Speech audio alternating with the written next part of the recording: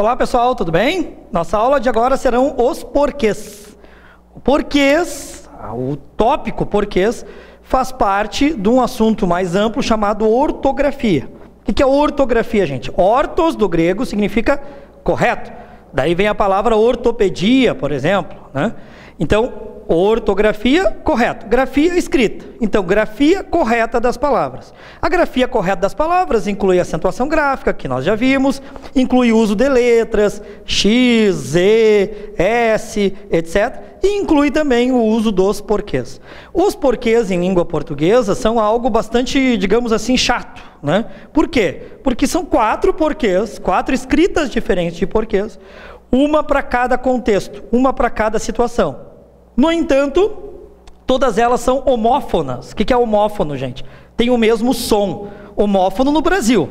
No Brasil, os porquês são todos pronunciados da mesma forma. O porquê separado, com acento, sem acento. O porquê junto, com acento, sem acento. Todos eles são pronunciados da mesma forma. Em Portugal, por exemplo, não existe esse problema. Porque lá, primeiro, a regra de escrita dos porquês é diferente da nossa aqui, por incrível que pareça.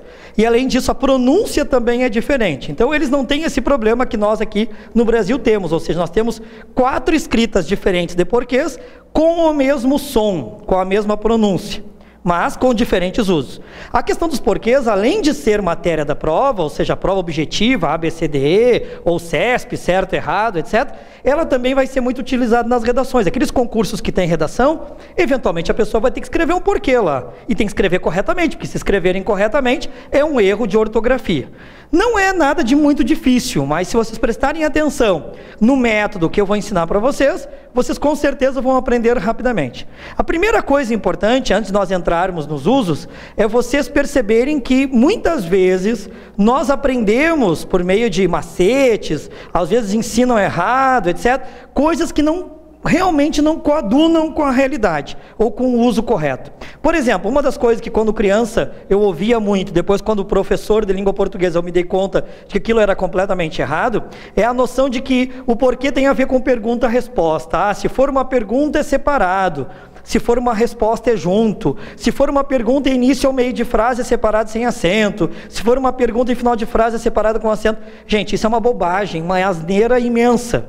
Se vocês pensam isso ou pensavam isso, tirem isso da mente de vocês, porque a banca vai usar isso contra vocês. Em língua portuguesa, no Brasil, porquês não tem nada a ver com pergunta-resposta. Em inglês, sim. Quem sabe um pouco de inglês sabe que tem um porquê para fazer pergunta, why, e o outro porquê para dar a resposta, because. Isso é em inglês. Mas em português não é assim, não é. Às vezes é e muitas vezes não é, então não dá para ir por aí.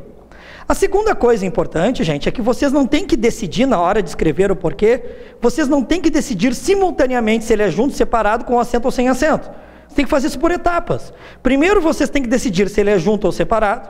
Decidiram? Ok. Agora decide se tem acento ou não. Não tenta fazer tudo ao mesmo tempo porque vai dar porcaria. Então faz devagar, vai lentamente, porque a questão de porquês é uma questão relativamente fácil, que a pessoa errar a questão, depois ela se condena pro resto da vida. Chega na hora em casa, pega a prova, olha o gabarito, meu Deus, como é que eu errei isso daqui? Então, vai com calma que tu vais acertar, ok?